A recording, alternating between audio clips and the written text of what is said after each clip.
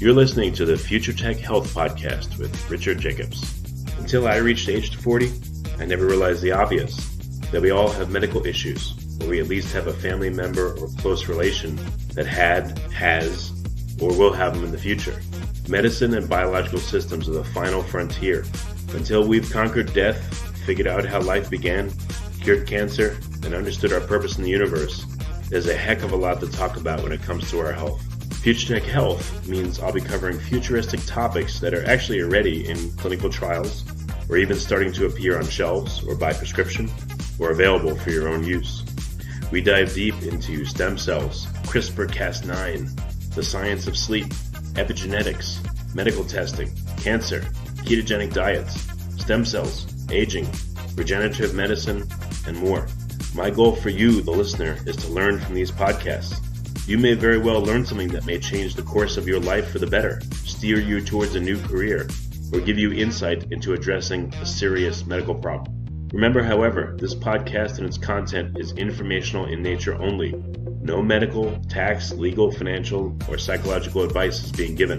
If you enjoyed the podcast, please listen, subscribe, like, and share it with friends. Thank you. Hello, this is Richard Jacobs for the Future Tech and Future Tech Health Podcast. And I have Christopher Reinkemeier, the Ph.D. student at the Johannes Gutenberg University, Mainz, the Institute for Molecular Biology, and the European Molecular Biology Laboratory. So, Christopher, thank you for coming. How are you doing? I'm doing fine. How about you? Good. Yeah, and I found you because I saw you're part of a group that is creating a synthetic organelle that will be inside of living cells, if I have it right. Can you tell me a little bit about what's recently happened? Yes, so we recently published the synthetic organelle. So the idea for the synthetic organelle is that it can do specific translation of one mRNA to produce a specifically modified protein. And this specifically modified protein carries then a non-canonical amino acid as a specific site. So there has already previously been established a technique of genetic code expansion where you recode, for example, a stop codon in your protein coding sequence to put a non-canonical amino acid. And we now developed an organelle based on phase separation and microtubule motor proteins to create an organelle which only recruits one mRNA and then only translates this mRNA with an expanded genetic code so that only this specific mRNA carries the modification or the protein which comes from this mRNA. So most organelles in the cell do a crazy amount of things, like let's say a ribosome, but yours is ultra specific where it only creates one thing.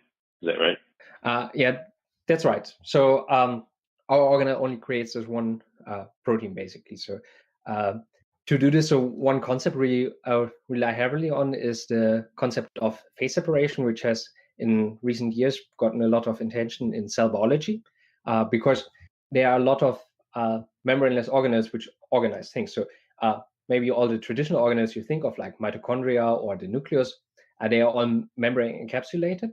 But proteins can also form membraneless organelles, which you can imagine like when you mix oil and water, they won't mix and you will have oil droplets in water or vinegar when you make a dressing for a salad or something like that. So this is also a principle with cells use, because then in this oil droplet in the water, the oil is very highly concentrated. This also happens for proteins. And so what we do is we concentrate the components to make the expanded genetic code, which are the tRNA synthetase, the tRNA, and the mRNA for protein of choice into a concentrated phase, so that really only this mRNA gets this non-canonical amino acid by the tRNA. Well, let's go over a little bit of basics just for listeners in case. So organelles are components inside of a cell that do things like the ribosome, creates proteins. You have the nucleus, you have mitochondria, etc. So you're trying to create essentially a synthetic one that has just one purpose as proof of concept, and then later on, I'm sure you'll expand if this works. I do have a question. Yeah. I've thought about this. If you think of the body, the skin is like a membrane, it keeps the insides in, the outsides out. Then you have different parts of the body, like the peritoneum keeps the organs in, the stomach area, and then the organs themselves have, linings in cells to keep things in and out, and then cells have, linings, the membranes to keep stuff in and out. What about organelles? What does the surface of an organelle look like? Does it have a membrane? Like, how does it keep a separate self inside of the cell cytoplasm? And how did you guys create a boundary that keeps your synthetic organelle in its own place inside the cell without, being dissolved or without interacting with the rest of the cell? So inside the cell, there are basically two different kinds of organelles.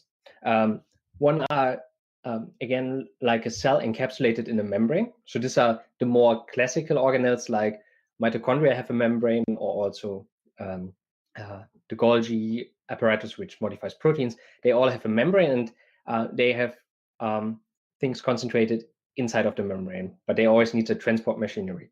Then there are other organelles in cells, like, for example, the nucleolus, or, for example, stress granules, which are called membraneless organelles because they form inside of the cell by interaction of proteins and RNA. So they basically, without being enclosed by a membrane, they form by intermolecular interactions between RNAs and proteins, for example, and they locally concentrate specific components.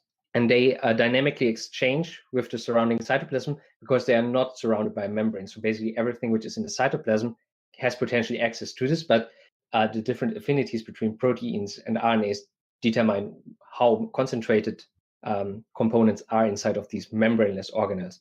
And this is exactly what we now use to create this synthetic organelle.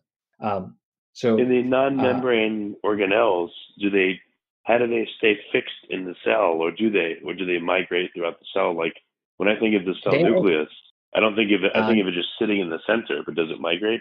So the cell nucleus is a membrane-bound organelle, but there's a structure inside of the nucleus, which is the nucleolus, and this is membraneless. And these specific structures are very dynamic. So in general, a lot of these membraneless organelles, they can form, for example, in response to stress, and they can form, grow, and then also dissolve again. So they are very dynamic, and they are, I think, when you compare, for example, to the traditional membrane-bound, they are even more dynamic than these ones. So they move a lot in cells, and they grow and can shrink. Okay, so they migrate, they grow, they shrink, etc. Gotcha. Yeah.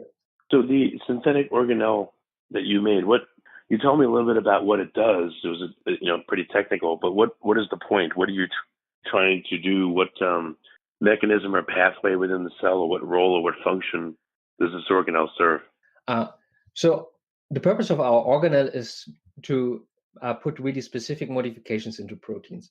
So this technology of genetic code expansion can be used, for example, to put reactive amino acids into a protein at a specific site, and then you can afterwards then react your protein with, for example, what we often do is with a fluorescent dye, so that you can label your protein and use this for microscopy, for example, for super resolution microscopy, or because this technique has been around for already, so this genetic code expansion technology has been around for more than 20 years.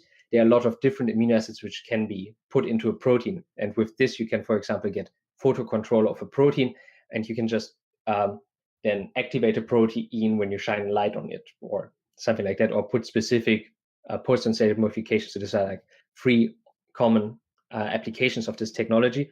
But what we can now do is we can make sure that this only happens for one of the mRNAs in the cell, and that only one protein gets modified. So that you, when you then want to label your protein, for example, for microscopy, you can be sure that only the protein you want to study is actually labeled with the fluorescent dye afterwards.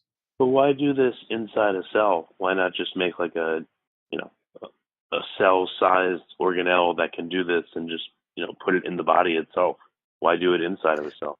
So the point why we do this inside of a cell is so that we can study the protein in its natural environment. So with the technique before, you can already easily purify a protein and then have the protein modified. But this is then just purified, and you can do in vitro experiments with it. But if we really want to understand a protein in its natural context, what it's actually doing, it's always good when you can do this inside a cell or inside an organism. So Therefore, it's better when you can do this incorporation in a eukaryotic cell if you want to study a eukaryotic protein. But this wouldn't be a solution. This wouldn't be a therapy where you'd somehow get a synthetic organelle into all the cells of the body or all the cells of a specific tissue. Or is that one of the goals, just not now? Well, I think that's a bit very much preliminary, because this is what we are doing is at the very much of the beginning of what you can do with this technology for the genetic code expansion. So we only use it to expand this for genetic code to use this as a cell biological tool. I guess there would be still, if you're thinking about medical applications, there would be still a lot of more development be necessary to do that. Okay.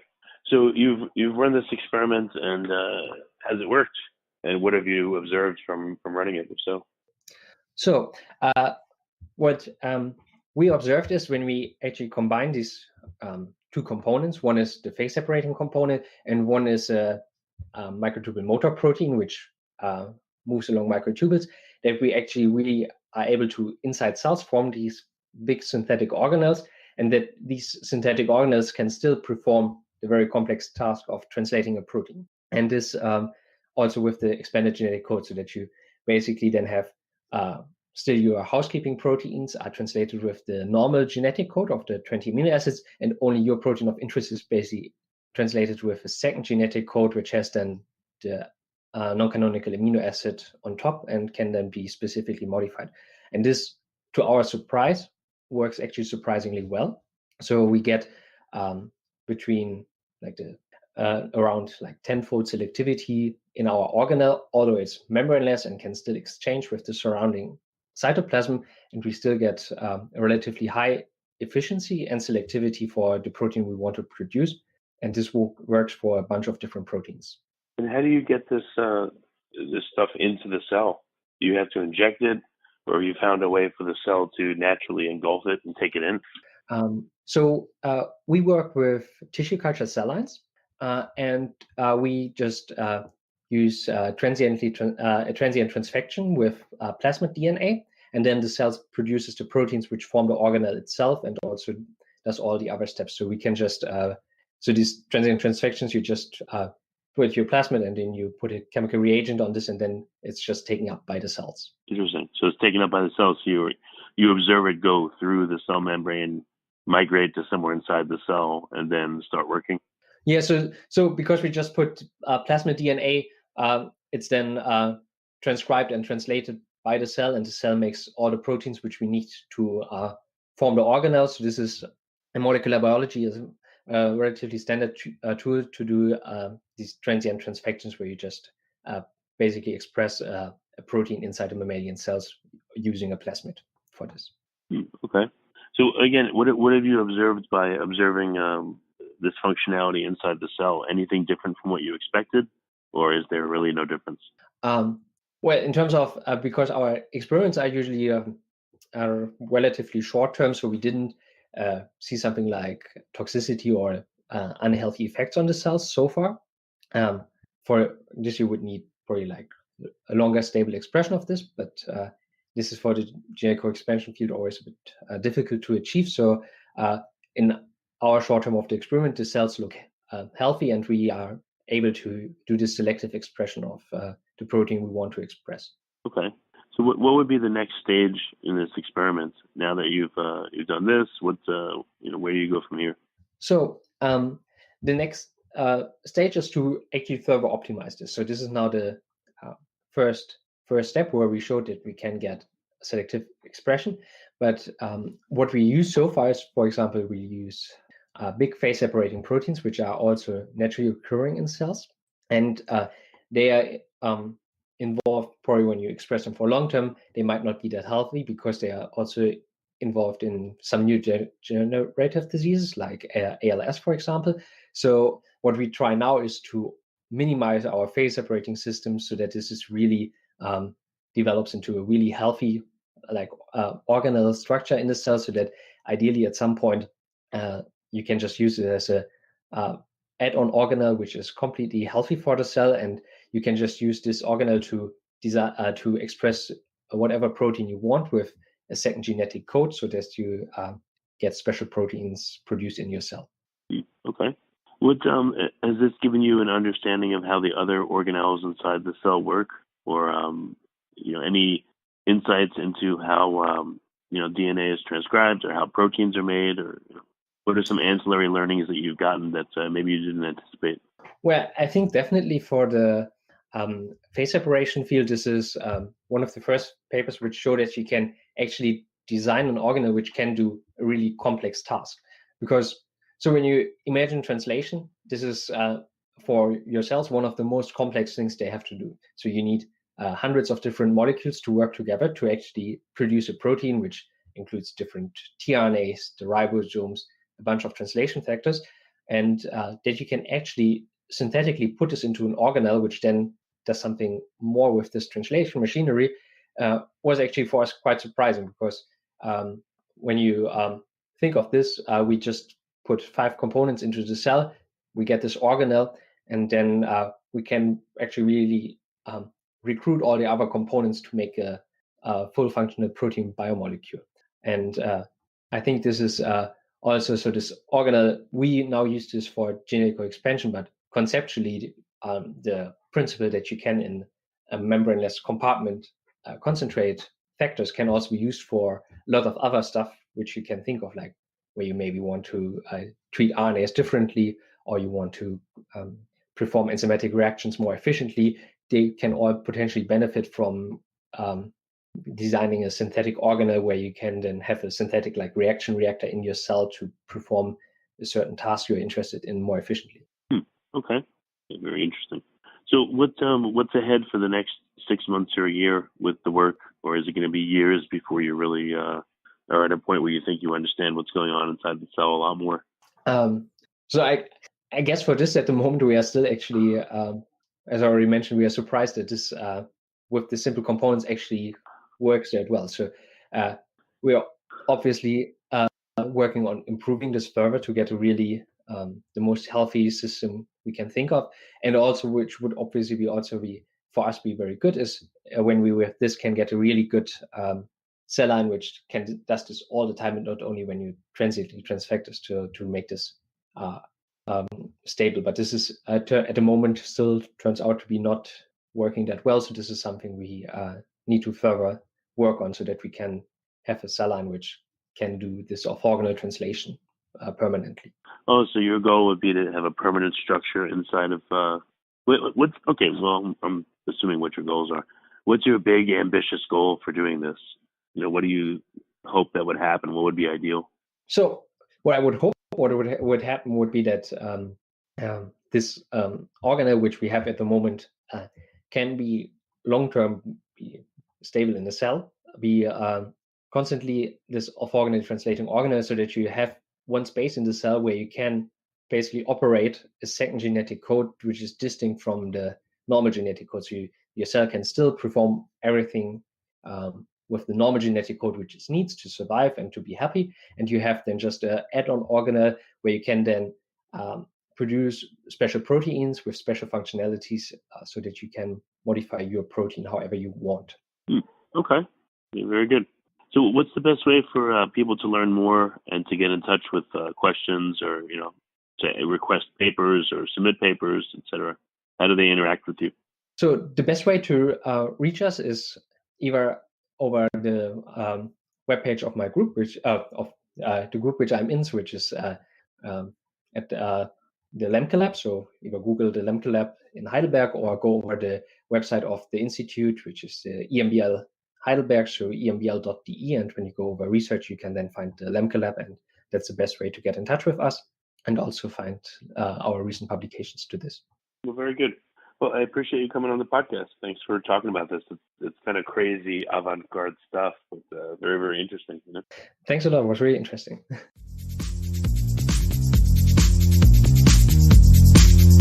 You're listening to the Future Tech Health Podcast with Richard Jacobs. Until I reached age 40, I never realized the obvious, that we all have medical issues, or we at least have a family member or close relation that has, or will have them in the future. Medicine and biological systems are the final frontier. Until we've conquered death, figured out how life began, cured cancer, and understood our purpose in the universe, there's a heck of a lot to talk about when it comes to our health. Future Tech Health means I'll be covering futuristic topics that are actually already in clinical trials, or even starting to appear on shelves or by prescription, or available for your own use. We dive deep into stem cells, CRISPR-Cas9, the science of sleep, epigenetics, medical testing, cancer, ketogenic diets, stem cells, aging, regenerative medicine, and more. My goal for you, the listener, is to learn from these podcasts. You may very well learn something that may change the course of your life for the better, steer you towards a new career, or give you insight into addressing a serious medical problem. Remember, however, this podcast and its content is informational in nature only. No medical, tax, legal, financial, or psychological advice is being given. If you enjoy the podcast, please listen, subscribe, like, and share it with friends. Thank you.